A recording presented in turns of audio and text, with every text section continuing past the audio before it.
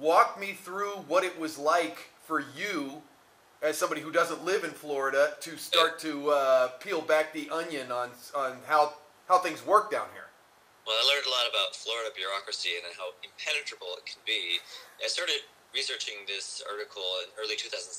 I got a tip from an editor, and at the time I was just looking at the CDC grant part of this story. There's two parts. There's the CDC grant, and there's a grant from HRSA, which oversees a program called Ryan White that provides care and treatment to people living with HIV or lower income. So looking into that grant, I spent a month on the story in early 2016, but I couldn't get to the core of the story because the one person who knew what happened, Marlene Lalota, who was heading up their HIV bureau in the health department at the time, was still working there and wouldn't talk. And so that's pretty consistent, that you can't get anyone who still works for Florida in any way to talk about anything they ever did working for Florida. So, but then early this year, I heard through the grapevine just randomly that she was working somewhere else now, and she turned out she was ready to talk.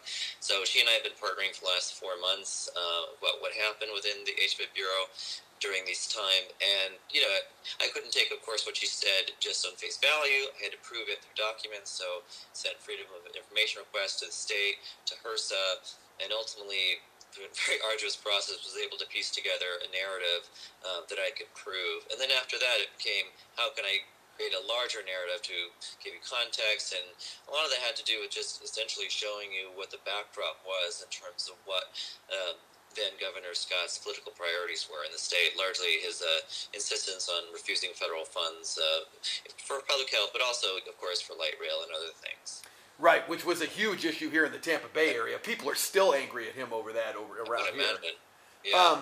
But, you know, this in particular, and I don't think I'll go too deep into the weeds in my broadcast part as far as distinguishing the difference between the different kinds of grants and how they work and that type of thing. It's really convoluted and hard to understand. It's like you get an accounting degree from studying up on this stuff. So. Right. But as if you were explaining this to my 8-year-old daughter, right? What were some of the big takeaways that you found as you started to go through this investigation?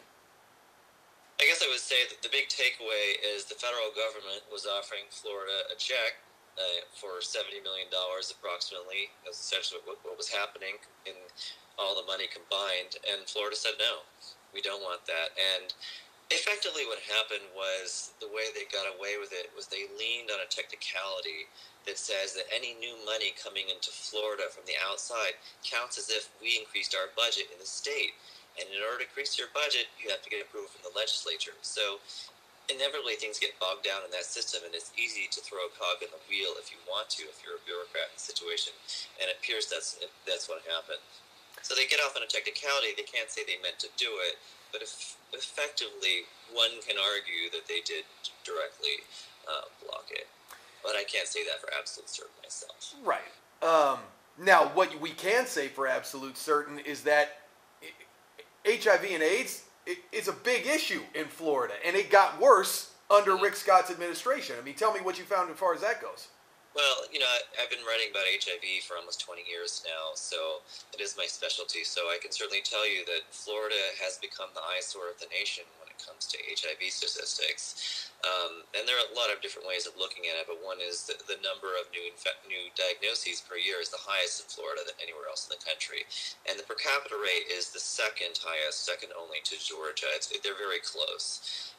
So in addition, as people have been pointing out today on Twitter and elsewhere, then Governor Scott blocked needle exchange in Florida. There's currently only a single pilot program, and that's a scientifically proven method, harm reduction method of reducing the spread of HIV among injection drug users, which has become especially important now given the burgeoning opioid epidemic. Okay. And just so I'm clear, which I think I was, and I think you were pretty clear about it earlier, but just so I'm crystal clear, were these federal dollars earmarked for anything specific, or was this just grant money that was turned down?